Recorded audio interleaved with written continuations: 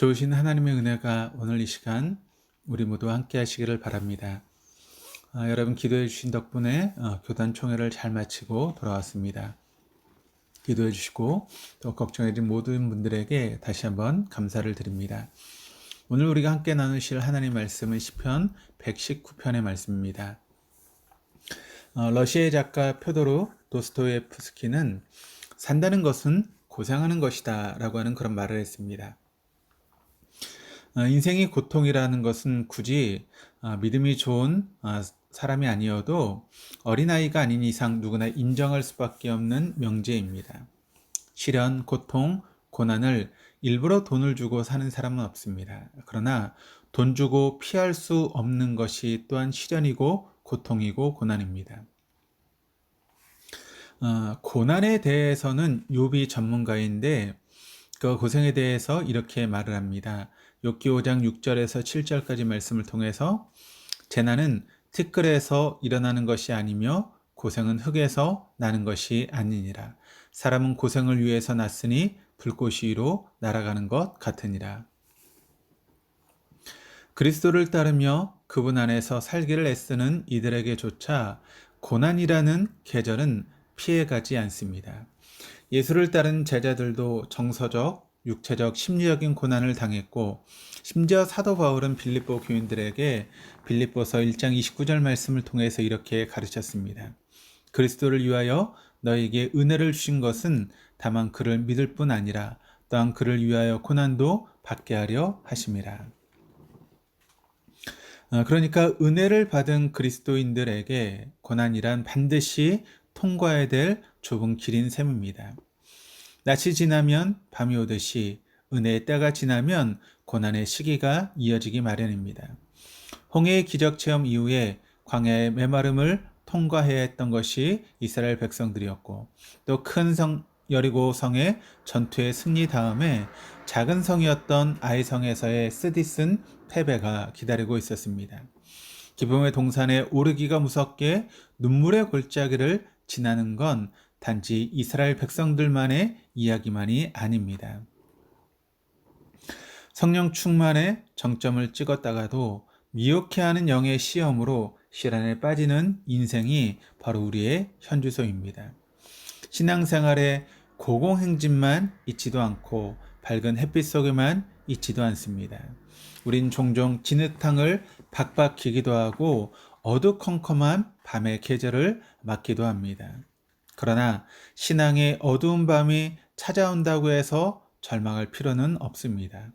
하나님께서 우리에게 밤을 허락하신 이유는 낮의 소중함을 깨닫게 하기 위함이고 그리고 더 정확하게는 밤과 낮을 주관하시는 하나님만이 우리들의 유일한 만족이요 목적이심을 깨닫게 하기 위함입니다.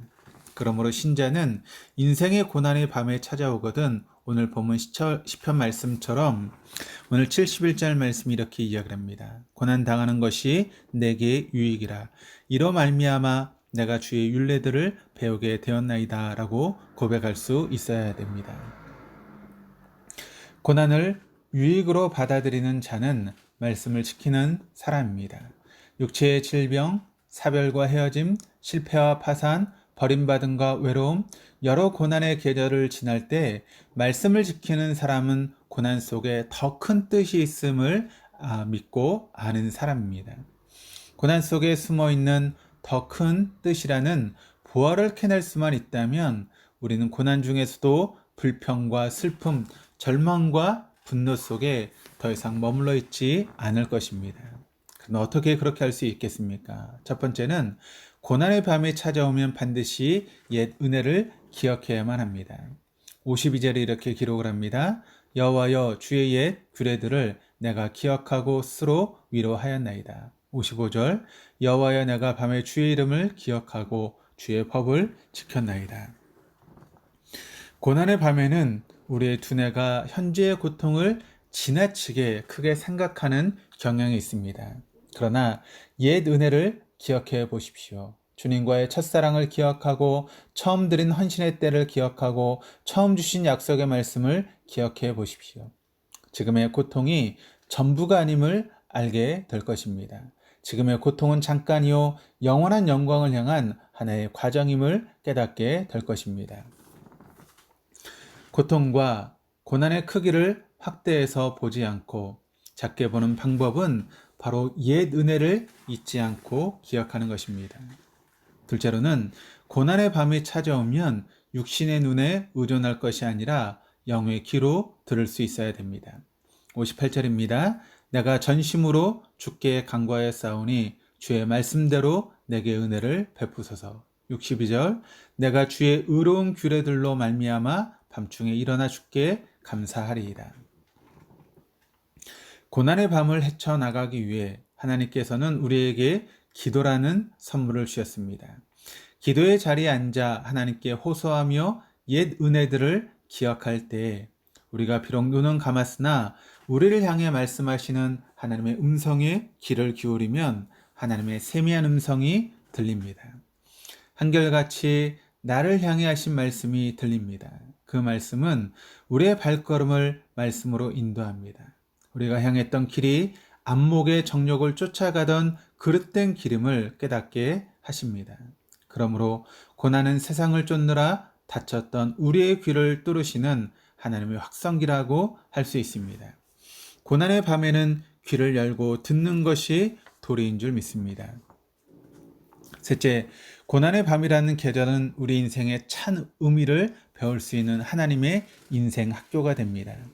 66절입니다. 내가 주의 계명들을 믿었사오니 주의 좋은 명철과 지식을 내게 가르치소서. 71절 고난당하는 것이 내게 유익이라 이로 말미암아 내가 주의 율례들을 배우게 되었나이다. 십자가의 도는 교리 시간에 혹은 성경 공부 시간에 배우는 것이 아닙니다. 십자가의 도는 버림받고 조롱받으며 우리가 직접 십자가에 달려야 비로소 십자가의 의미를 배우게 됩니다. 천국과 소망은 성경 공부를 통해서 배우는 것이 아닙니다. 사랑하는 이와의 사별과 죽음이라는 적과 마주할 때 비로소 온전한 삶으로 다가옵니다. 그러니 고통과 고난이 찾아올 때 우리는 하나님께서 우리에게 허락하신 인생의 더 깊고 더 풍성한 진리에 한 걸음 더 다가서도록 하기 위해서 하나님의 인생학교로 부르셨음을 기억하며 도리어 감사할 수 있어야 됩니다. 찬송은 주로 기쁠 때 부릅니다. 감사도 주로 기쁠 때 나옵니다. 그러나 밤에 부른 노래, 고난 중에 눈물로 드린 노래야말로 노래 중에 노래이고 찬송 중에 찬송입니다.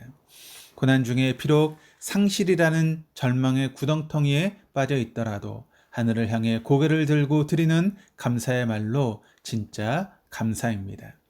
54절 내가 나그네 된 집에서 주의 율례들이 나의 노래가 되었나이다. 우리의 인생은 나그네와 같은 삶입니다. 나그네 여정에서 종종 성도는 고난과 고생을 당합니다. 그러나 밤이 깊었다는 것은 또한 낮이 가까웠다는 뜻 아닙니까? 성도 여러분, 때가 되면 하나님은 고난의 쓴 물을 달게 바꾸실 것이고 우리가 지고 있는 십자가도 언젠가 면류관으로 바꾸실 것입니다. 그러니 고통 중에라도 낙심이나 절망에 굴하지 말고 탄식과 눈물 중에라도 신실하신 하나님과 그분의 말씀을 붙들고 지키십시다. 그분의 말씀을 지키며 옛 은혜를 기억하십시다.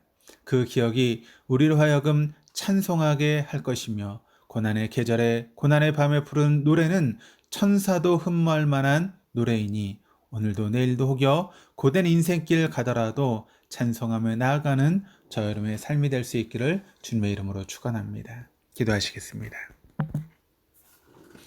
주님, 고난을 회피하기보다는 고난을 이길 수 있는 힘을 주시옵소서. 고난 중에 절망에 빠지지 않고 눈을 들어 산을 보는 믿음을 주십시오. 앞길이 멀고 험해도 주님만을 찬양하며 걸어갈 힘을 더하여 주옵소서. 감사드리며 예수 그리스도 이름으로 기도드립니다. 아멘.